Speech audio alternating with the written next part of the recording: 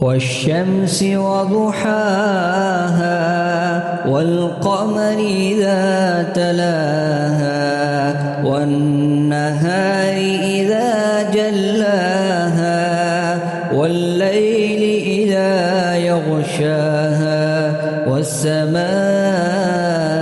وما بناها والأرض وما طحاها ونفس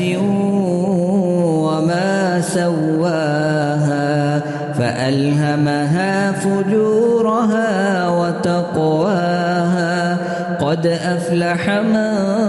زكاها وقد خاب من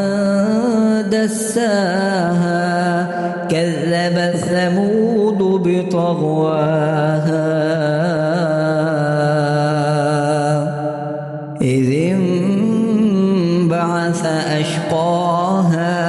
فقال لهم رسول الله ناقة الله وسقياها فكذبوه فعقروها فدمدم عليهم ربهم بذنبهم فسواها